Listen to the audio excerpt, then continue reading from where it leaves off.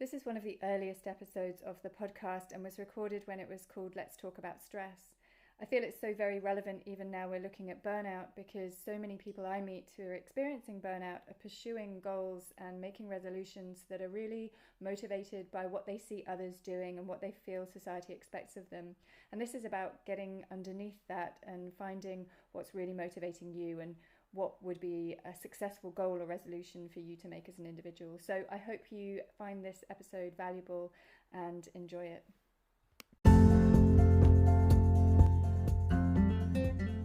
It's nearly 10 years since my burnout experience, and I believe that it wasn't necessary for me to burn out, and it's not necessary for you either. In this podcast, my guests and I share our real life experiences with burnout. We get into the science of stress and share actionable tips on how to prevent burnout and how to recover from it. I'm Hannah Holden, ex-management consultant and burnout survivor. I work with management consultants to help them avoid and overcome burnout. I help them to get intentional about their choices, rebuild their energy, and embed new healthy habits so that they can get back to loving life.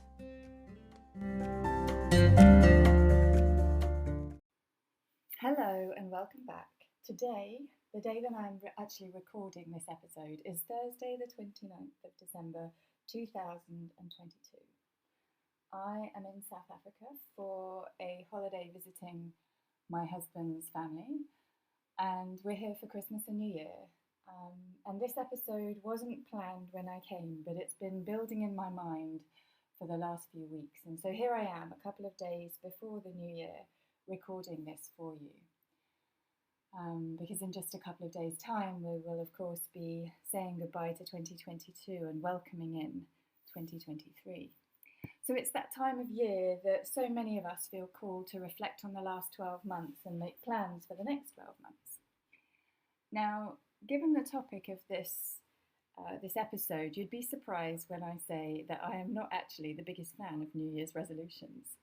And the reason for that is because I make resolutions at any time of the year that I feel called to, or that I realise that I'm going in a direction that isn't the one that's best serving me, and then I take some time to reflect on that and make a new decision, new resolution, set a new goal in a direction that I feel is right for me.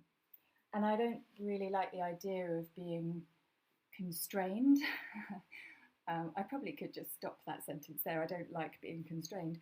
But I don't like the idea of being constrained to just one time of the year that we should reflect on what we want in life and the direction that we're going in and making goals. I think that that's something that we should do far more frequently, and we should be fluid around when we can or can't do that. Now, I have made resolutions in the past, New Year's resolutions in the past, because I've felt that need to be able to answer the question of what's your New Year's resolution? And I don't want to reply to somebody, oh, I don't have one. That doesn't, that answer comes with a sense of personal inadequacy. So I've set resolutions before because I think other people expect me to have a resolution, which means I pick one out of a hat or out of the sky. And it's not really the best way of going about deciding what a goal or a resolution should be for myself. And so if that's the foundation of setting a New Year's resolution, of it's one that I thought I should do because somebody else has told me it's a good idea, or society tells me that it's a good idea and I'm aspiring to a societal norm, those are not really the best foundations for success. And so if you've got these flaky foundations for your goal making, your decision making around what your goal should be, then I think you're setting yourself up for failure. And with failure comes negative self-talk and this tension, especially if you've gone and chosen a goal which doesn't really inspire you, doesn't really align to what's important to you. There will be tension, and you'll be trying to force yourself to achieve this thing, do this thing, or stop that thing. And then there's stress coming with that, and the anxiety around not being good enough and all of that really unpleasant self-talk. And I don't want that for you, which is why I'm creating this episode. And I'm also creating a couple of extra free resources to go with it to help you go about this process of setting goals and resolutions. Feel free to use this anytime, but I'm publishing it now because it's that time of year that so many people are called to do this self-reflection and goal setting. So yeah, I'm hoping that these resources, so there's going to be a guided meditation and a workbook, and I'll share the links in the show notes to help you go about setting your resolutions with a good foundation, which should set you up for success this time round. So how does that feel? Hopefully good. So I'll get into what we're going to be covering today. And now we all learn far better from stories and anecdotes than we do from facts and figures. So I'm going to start with a story that I'm not all that keen to share, but I feel that it is the best story I can think of that illustrates a point. So here we go. Now, many years ago, I had a very fickle relationship with smoking. Sometimes I'd go through a week and I'd barely smoke any, and sometimes I'd smoke far more than I want to admit to in a single day. And I made so many half-hearted attempts to give up, and including a few New Year's resolutions. And a couple of times I did succeed. So I had periods of years where I went without smoking, but then I'd fall back into it. I was never really fully motivated and aligned to achieving it. I don't think that I had that underlying motivation to really commit to being a non-smoker at that time. So that's why I kept falling back into it. And that was until I met John, who is now my husband. And he has never smoked in his life. And I knew from the years I'd spent being a non-smoker that hanging around with smokers wasn't nice, let alone being in a relationship with one. The smell of it on your clothes, in your hair, on somebody's breath. It's just, as another smoker, you don't notice it. As a non-smoker, you become very sensitive to it. And so I was aware of this, and I didn't really want him to be put off by my smoking or have to put up with my smoking. So I stopped. And to add to what I was just describing about him, I also had always envisioned my future self being a mum and being fit and healthy and a non-smoker. I really didn't imagine myself pushing a pushchair down the street with a cigarette hanging out of my mouth or off my fingers. So that image of of a woman smoking with their child just was not me, and the vision that I had for myself just didn't involve cigarettes. So there was a combination of how I felt about John and my concerns about how he would feel about my smoking, and this future vision of myself as this healthy mother, definitely not smoking in front of a child. And so when those two things really came into my awareness, and I was 29 when I met John. So when those two things came together, I just stopped. There was no process of giving up. I just stopped. And no doubt I still had cravings and was occasionally tempted, especially in social scenes. I definitely liked having something to do with my hands in social scenes. And there was definitely an association with alcohol. So I will have gone through some difficult times sticking to that decision to stop, but I just stopped. I wanted to step into that future version of myself, and I wanted our relationship to be successful. And giving up smoking was part of that. I was focused on the bigger goal. And I was focused on that future version of myself. Now, when I tried giving up beforehand, because I knew that smoking wasn't good for me, then it wasn't successful. That wasn't enough motivation. And in fact, when I was exercising a lot earlier in my 20s, I used to do a lot of boxing, and I would really feel the pain if I had smoked recently or the night before. I'd really feel the difference in my lungs and my ability to breathe deeply whilst I was working out. That was enough motivation at the time to keep me off it when I was doing that, but it wasn't enough motivation to keep me off the habit permanently. So that's the story that I wanted to share with you to highlight how it's about the underlying motivation. It's about why we want to do something. So I hate talking about my smoking habits now. The idea of me smoking, I don't have an issue with other people choosing to, but the idea of me smoking really repels me, and yeah, I feel a bit ashamed of the fact that I dabbled in that habit for as long as I did. But it's a story worth sharing because I think it illustrates the point that I'm trying to make so clearly. And so ultimately, the lesson that I'm trying to convey here, so listen up if you're daydreaming or multitasking, is that resolutions and goals that don't have a good meaning behind them or a good reason why you want to achieve them, if you don't have that real meaning or good reason why, they'll fail. Full stop. They'll fail. Resolutions or goals that have no real meaning or good reason behind them will fail. So this year you might be planning to give up smoking, lose weight, start reading more, exercise more. Yes, I did look up what the top resolutions were. Those are a few of them. But unless you're really clear on why, the odds are going to be stacked against you. I had a quick look at failure rates of New Year's resolutions, and the stats vary between about 56 and 97% failure.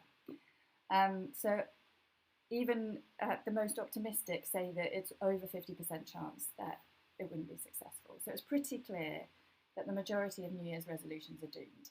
And I think it's because the majority of New Year's resolutions are set like how I described I used to set them.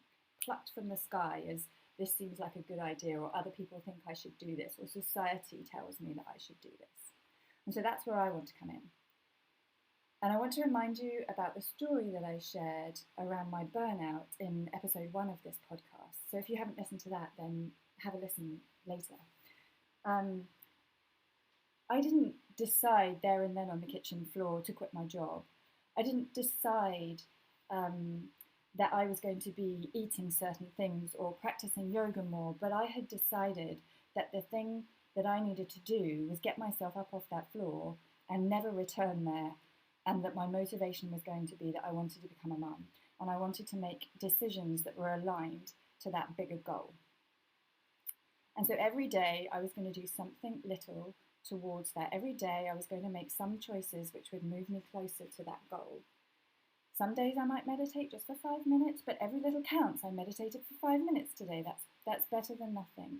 And so I think that's also really important, to notice those little wins and make them little, make them bite-sized, and acknowledge the successes that you're having.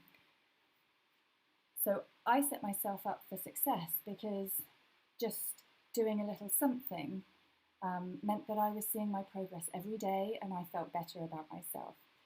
So if you want to set New Year's resolutions that are going to be successful, I'd suggest that you do something similar, that you try and achieve these things incrementally, and more importantly, understand your motivations underneath why you're doing this.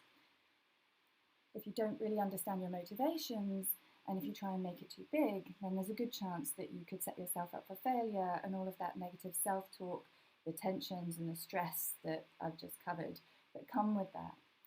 So I really want us to be inspired by our New Year's resolutions rather than kind of, doing the whole self-flagellation and bracing ourselves for failure. I want us to be uplifted by the idea of stepping into the future version of ourselves and be really inspired by the changes that we're making in our lives.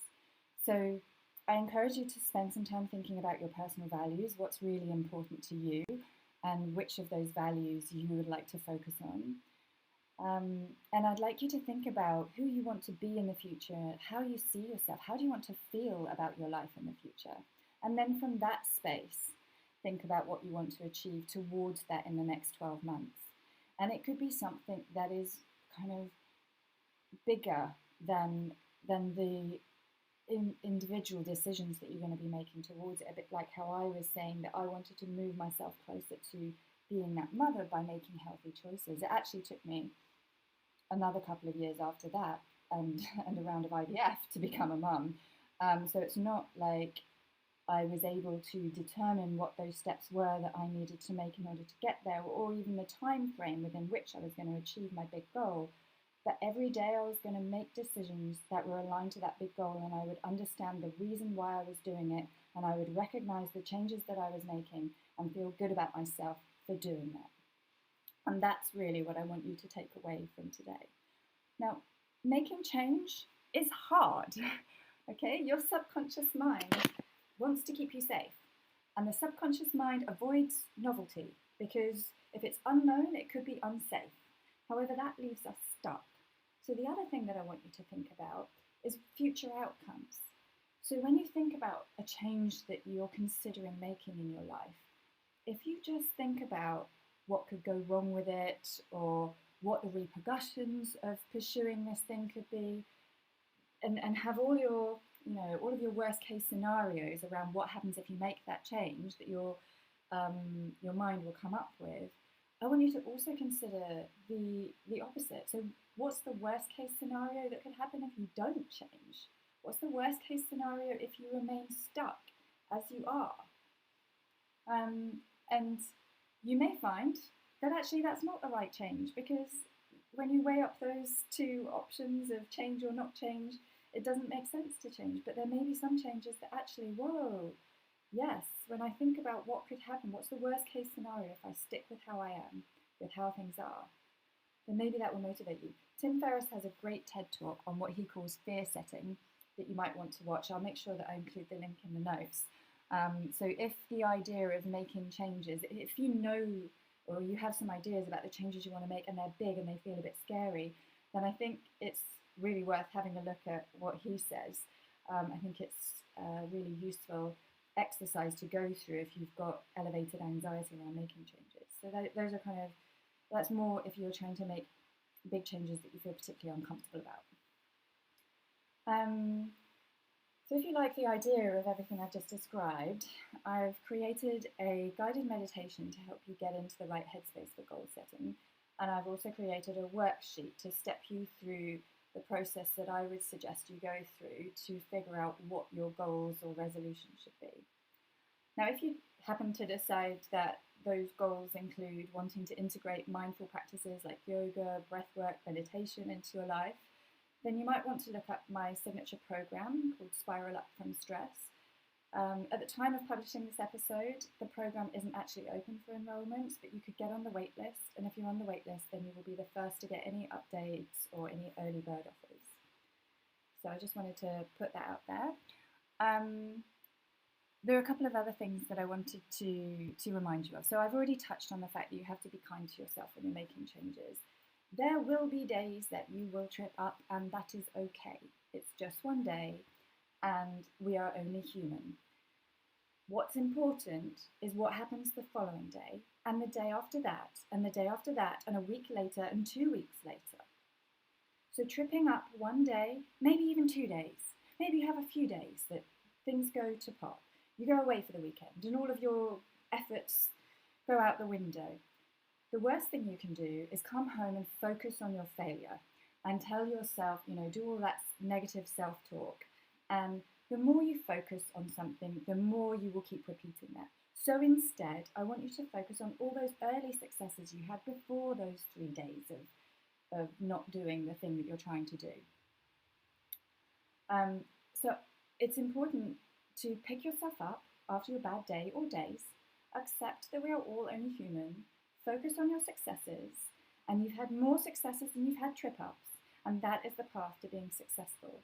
And this is something that I talk about more on the program, because the program's all about embedding new habits, and it's really difficult to embed new habits, and we need to be really kind to ourselves and recognize our successes and not become focused on the negative, which is so easy to do, and it's in our human nature to do. Now, I want to leave you with one intriguing final thought about creating change in your life and about stress.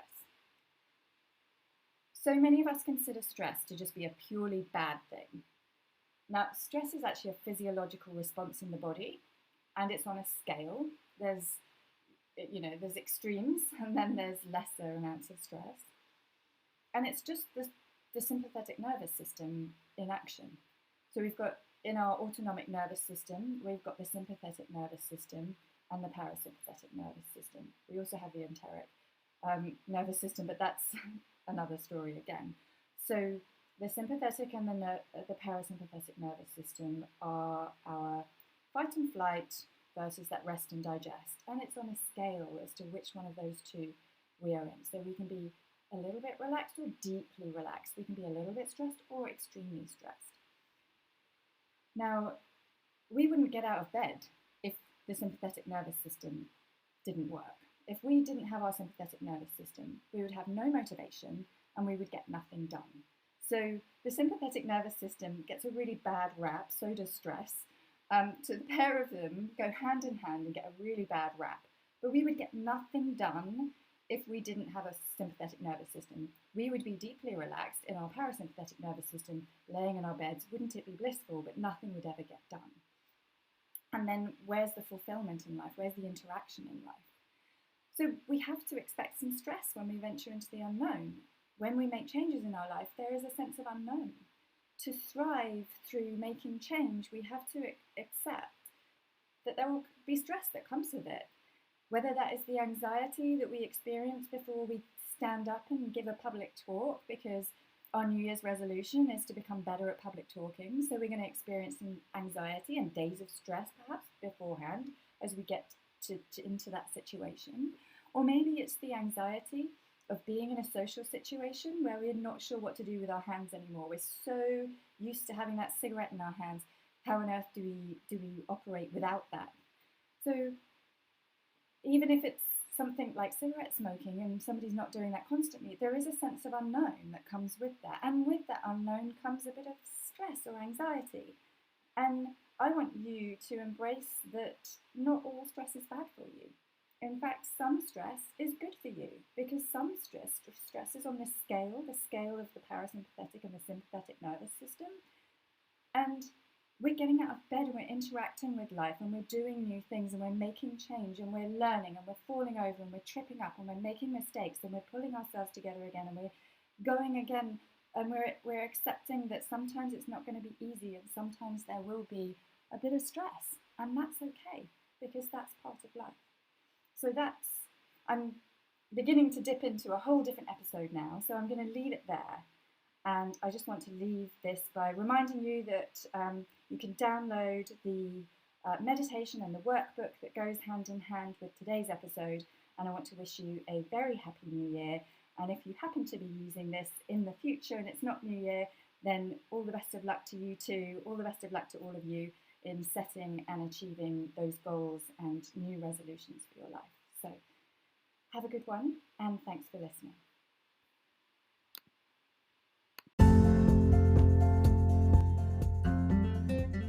These podcasts are here to help you manage your stress and burnout, and your feedback is really valuable. So please rate this podcast and also drop me a note with any questions, suggestions, or feedback that you might have. One of the most common questions I get asked is, where should I start?